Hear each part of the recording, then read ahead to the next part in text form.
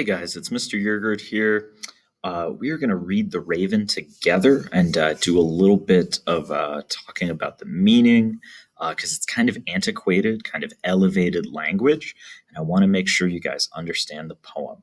So we are going to read this aloud and take a look at some of the meanings. So this is The Raven by Edgar Allan Poe.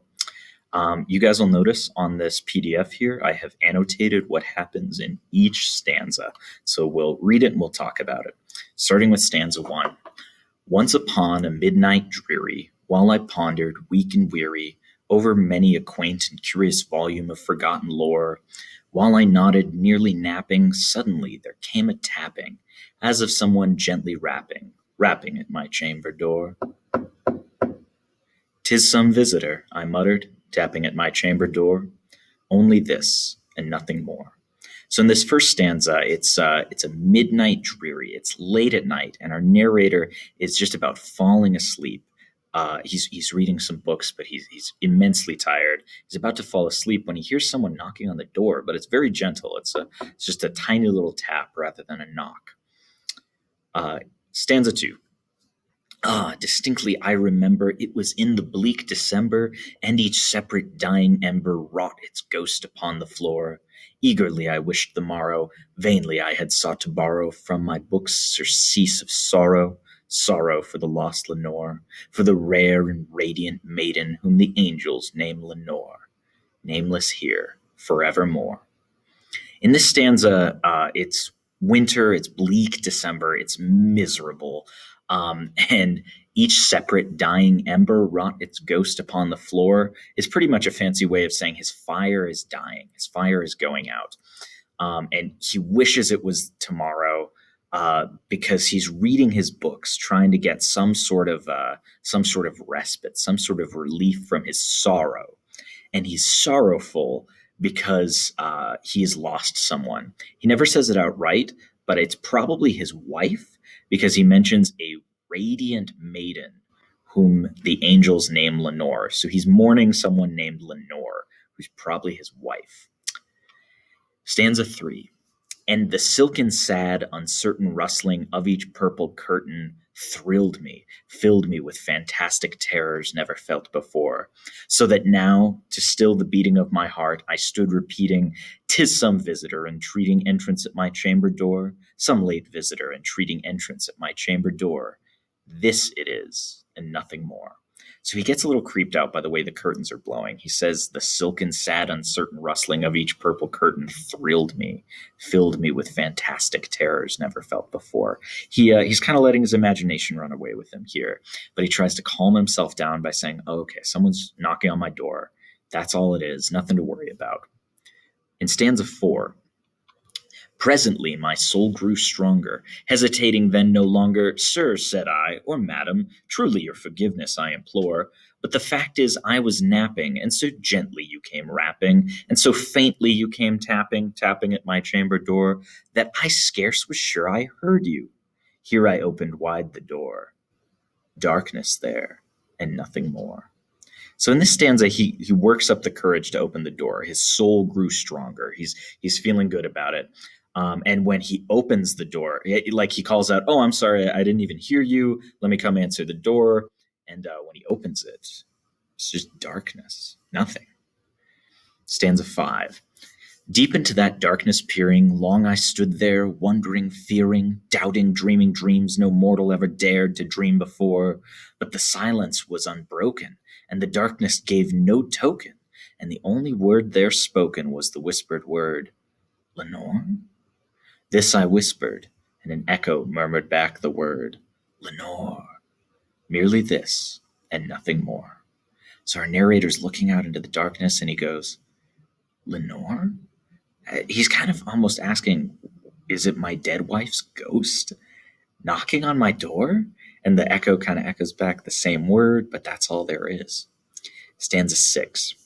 Back into the chamber turning, all my soul within me burning, soon again I heard a tapping somewhat louder than before. "Surely," said I, "surely that is something at my window lattice. Let me see then what the rite is, and this mystery explore. Let my heart be still a moment, and this mystery explore. 'Tis the wind, and nothing more. So in this stanza, he's trying to calm himself down, but he turns back into his room and he's like, oh my gosh, what is this? And he hears a tapping again, and it's louder than before, but he's saying, okay, surely it's on the other side of my window. I bet it's just like a branch scraping up against my window lattice. And you guys probably have seen lattices before. They're kind of like a crisscross wooden structure that like vines might grow up. And he's like, okay, I'm sure it's nothing. I'm gonna calm myself down and I'm gonna explore this mystery. He's gonna look out the window and find out what it is. Open here I flung the shutter when, with many a flirt and flutter, in there stepped a stately raven of the saintly days of yore. Not the least obeisance made he, not a minute stopped or stayed he, but with mien of lord or lady, perched upon above my chamber door, perched upon a bust of Pallas just above my chamber door, perched and sat, and nothing more. Okay, so here enters our raven, the raven of the title of the poem. Our narrator, trying to figure out what the tapping is, he opens up his window and a bird walks in. And we have some personification here. The bird is not like, it doesn't ask to come in. It doesn't say, oh, excuse me, sir, can I just come into your house? He jumps on in and he perches on a bust of Pallas. Now, a bust is like a sculpture, but it's not a whole person. It's just like the chest and the shoulders up. So he perches on this bust of Pallas, and Pallas is a titan of Greek mythology. And I think actually here on my screen I say he governs war, but I believe Pallas is a goddess. I think I just made a mistake there.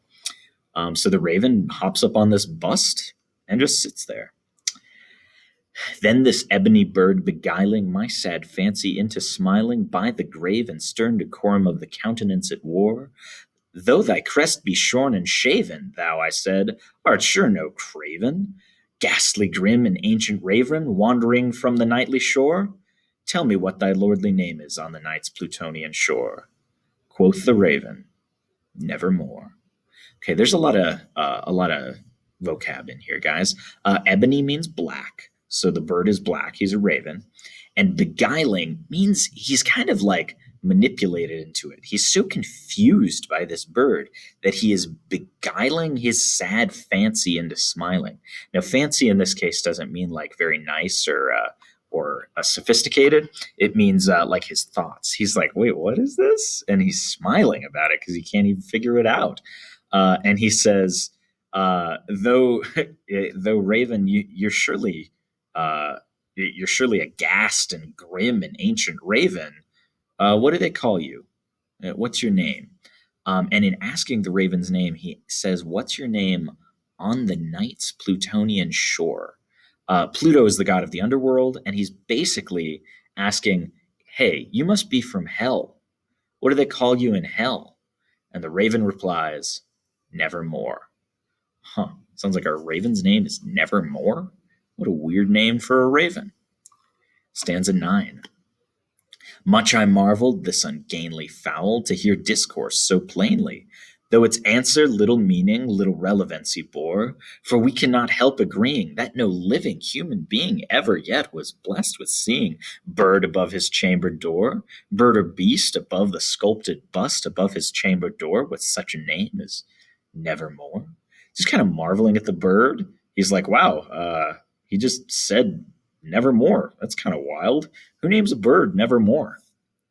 But the raven, stanza 10, but the raven, sitting lonely on the placid bust, spoke only that one word, as if his soul in that one word he did outpour. Nothing further than he uttered, not a feather than he fluttered, till I scarcely more than muttered, other friends have flown before. On the morrow he will leave me, as my hopes have flown before. Quoth the raven, nevermore. So the narrator's like, this bird will probably fly away in the morning. He just said that one word, but he said it with such conviction. It's like he put his whole soul into it. But he says, okay, my friends have left me before. I've been abandoned before, so I bet this bird will fly away in the morning. But the bird says no. The bird says, nevermore. It says, on the morrow he will leave me. So in the morning, I'm sure he'll leave. Bird says, nevermore. Like the bird's promising, I'll never leave you. That's weird. Stanza 11.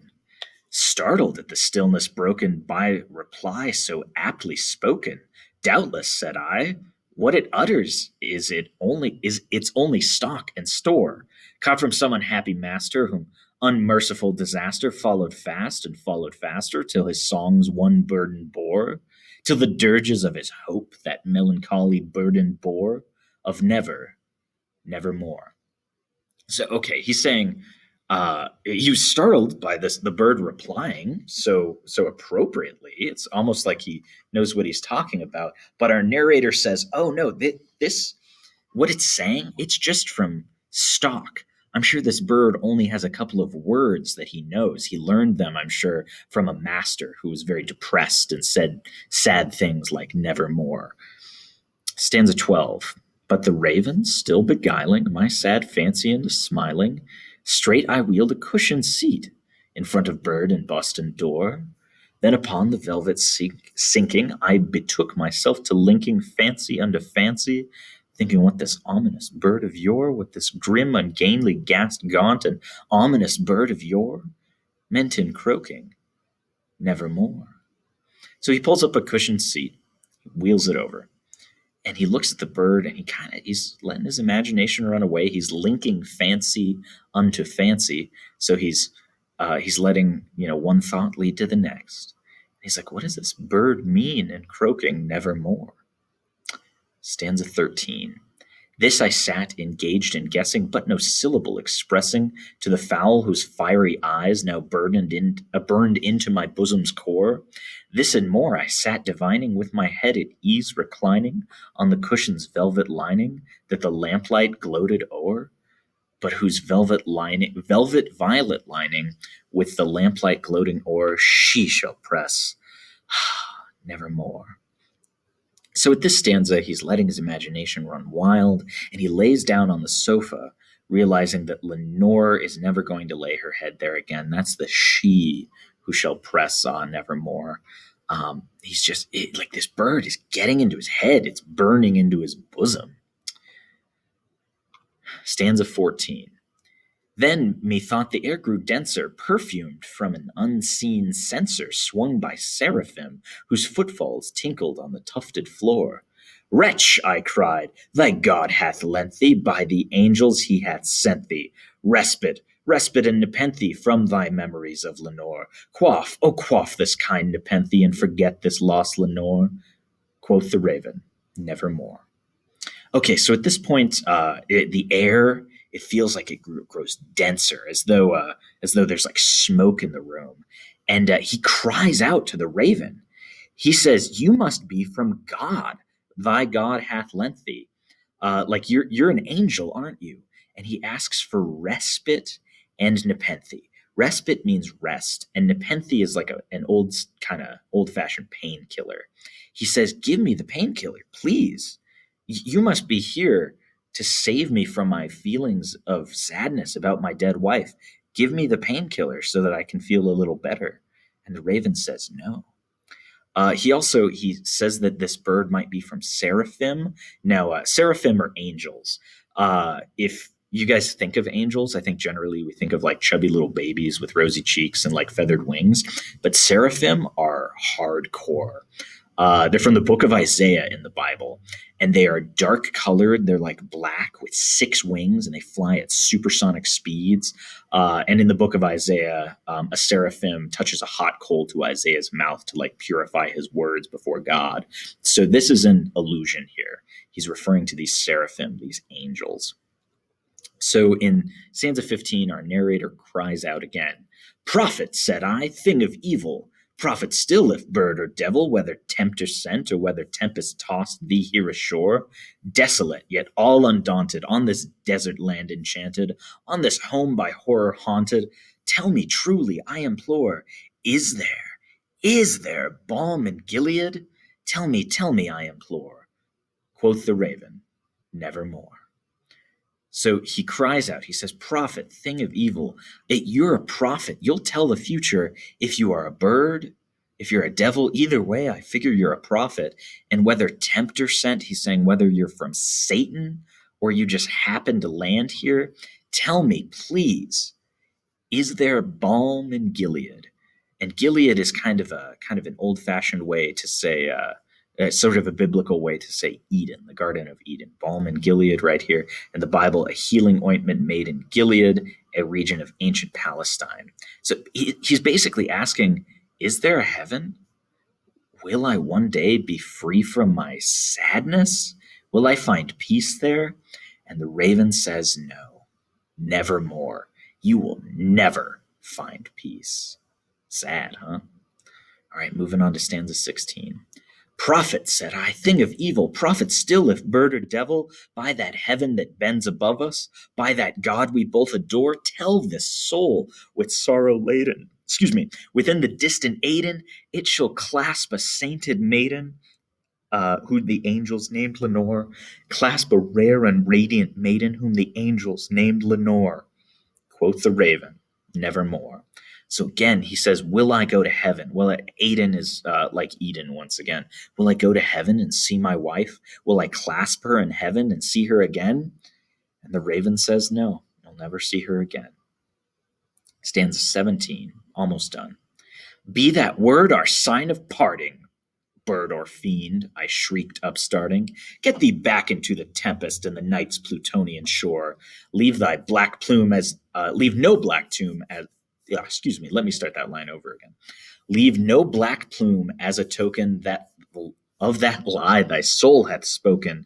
Leave my loneliness unbroken. Quit the bust above my door. Take thy beak from out my heart, and take thy form from off my door.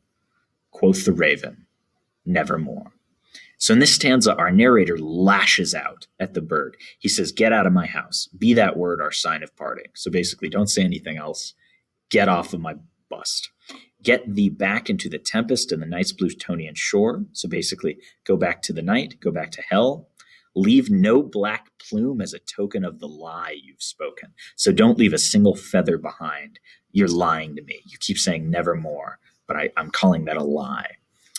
Leave my loneliness unbroken, so let me be lonely. Quit the bust above my door. Get off my busted palace.